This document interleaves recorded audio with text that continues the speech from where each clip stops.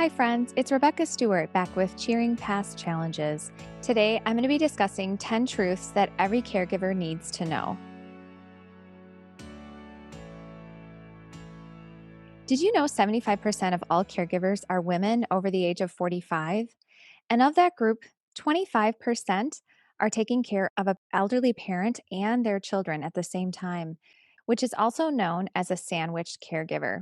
10 things you need to know. First thing, you cannot care for others if you don't care for yourself first. I was totally guilty of this. When I first became legal guardian to my mother, I had no idea that in order to take care of her, I had to take care of myself first.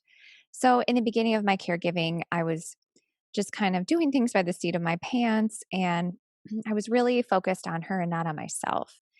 I talk about it more in my book, Unbinding Love, where I basically fell into becoming her guardian when I was 21 years old. It was a lot, it was stressful, and I don't want you to feel like that. So, if you are a caregiver, then maybe you've already figured it out. You have to take care of yourself first before you can take care of somebody else. Number two, you need to heal your inner child. What the heck is an inner child? Well, I've read a book by Dr. John Bradshaw called Homecoming. He takes you through exercises on how to go back during a time where maybe your needs weren't being met. Now, I've heard this concept before of inner child. I kind of laughed it off, but I don't think it's a joke anymore. I think it's true that we do have to heal whatever is wounded in us. And there are several ways you can do this, and people are different. Some people heal through music and singing and praying or writing it out and journaling. Just know that you are responsible for yourself and for healing your inner child. So I really recommend that you do this. Just don't get too fixated on it for too long. And what I mean by that is you need to grieve, you need to process, and then you need to move on. It's very easy to stay stuck in the victim mentality, and I don't want you to do that. I know I stayed in it way too long. Probably took me a decade to really figure this out. That's why I'm sharing this with you. Practice good self care. You should be eating well, exercising. You should be doing whatever makes you feel good once in a while because when you are a caregiver, you're constantly taking care of somebody else. This applies even to parenting. We all know what it feels like to have kids like crawling on us and mom, mom, mom, or dad, dad, or whatever. And it can be really stressful. So make sure that you're doing things like going for walks, exercising, watching your favorite TV show once in a while, playing hooky, and giving yourself a day off. Okay, number four, get in the word. This is also in my book, which is dealing with something you have no control over in a spiritual manner. And what I mean by that is when you are a caregiver and you are taking care of someone else, there's a lot of things happening that are out of your control. And I don't know about you, but I'm a total control freak and I want to minimize discomfort as much as possible. But the reality is that that is not of this world. We're all going to suffer. We're all going to have bad days. And so are the people that we're taking care of. And so it's really important that you hand over this responsibility and this burden to the Father. Number five, forget about the finances, focus on the relationships. This is so key. And I think we all are guilty of it. I know I am, where I really start to get nitpicky about finances and how much is this costing. And the Lord is going to carry us through this process and He is going to provide for us. And so when you find yourself getting panicky about finances or how you're going to afford to get whatever you want for Christmas or even food on the table, if that's you and you have a real fear of finances, will you do me a favor and just take a deep breath? And instead, I want you to replace that with a picture of your loved one and your family, whoever it is, and focus on those relationships. Remember, life is not about money, life is about relationships. Number six, set boundaries with safety in mind. This is so important when you're a caregiver. I always say start with the question, am I safe? Are they safe? It's important that you first ask if you're safe. What I mean by this is if you have an adult child living with you, for example, and they're disabled and they are not compliant with taking medication or whatever they need.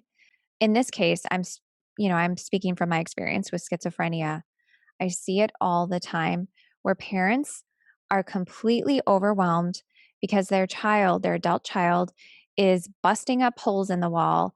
They're not willing to take meds, they're not willing to go see a doctor, and they just sit in their bedrooms and cause all this chaos, and everyone else in the family has to put up with it. It's awful. So always start with, am I safe? Am I safe as a caregiver? Would I be safe in that situation? No, because I can't honestly say that even my loved one is safe in that situation. Number 7, the ones we love have the power to bring us down. What do I mean by that? I have often found that when my mom's having a good day, I'm having a good day. Or when my children are well managed, I'm really happy. But obviously, when it's the alternative and they're not having such a great day, you find yourself kind of fretful and worried or anxious. And just know that that's normal. And I think when it's happening, I like to kind of step out of my body and be like, okay, this is another thing I don't have control over. And because I know that my family, the ones that I care for, are the ones that have the power to bring me down, I can feel better about that. Like if I'm struggling, then I know, okay, this isn't on me necessarily, and I just have to basically allow it. We have to have bad days to have good days, and we have to have good days to have bad days. So just know that, especially in the case of schizophrenia, if you are caring for someone that is under psychosis and they're sick, that is going to affect you. So just go back to what I said earlier about self care, about creating balance and boundaries. These things are going to help you manage and mitigate this, but it's just par for the course. If you are a caregiver, the ones who you are caring for have the power to bring you down. Don't let them bring you down. It's okay to have a bad day. It's okay to feel sorry for yourself. But the important thing is to keep it all into perspective and just know that because they have that power, you have to be kind of one step ahead. Number 8, you are so special as a caregiver and so unappreciated. So I believe in this country that caregivers are forgotten. It's like we almost take it for advantage. These amazing angels that are taking care of other people, even if it's family or friends or whatever. Maybe even it's your job as a caregiver. You are a nurse or something like that. But it is so beautiful what you're doing. God has a special place in his heart for you and for caregivers. Number 9 is similar, but a different focus. So you are not a martyr. Even though you are a blessing and you are just like all of the things that I've said, the step further is that just remember that you still need food for your spiritual growth. You still need to focus on you and whatever that is to advance to the next level. What do I mean by that? Well, you still need to be educated. Still need to make room in your schedule, whether it's a block schedule, whether it's, that you just know every day at 2 o'clock, you're going to have a cup of tea and a cookie and you're going to make that time for yourself. That is really important. You are not a martyr. No one wants you to be a martyr and then be resentful. That's not good or healthy. Another really important part of spiritual growth while you're taking care of someone else is to make room for good friendships in your life. I love the book by Shasta Nelson, Friendships Don't Just Happen.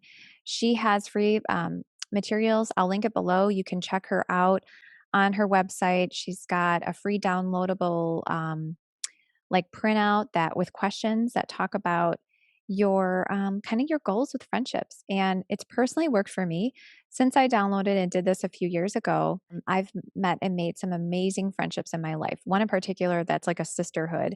And I really feel like it was God breathed because you have to be intentional about who you are around. And number 10 is fake it till you make it. Yes, through God, anything is possible, but sometimes we just have to put one foot in front of the other. This is how I've gotten through life. I don't know what the heck I'm doing some days. I don't know if I'm the best daughter in the world. Some days I fail. Some days I can't put up with my mother and her babbling, and I'm like, Mom, I just can't handle you. And then other days I'm like, babble, go on. Yep. You're married to Toby Keith? Awesome. So just keep that in mind that some days it's just putting one foot in front of the other and just faking it. Like some days I just smile and grit through it because you have to.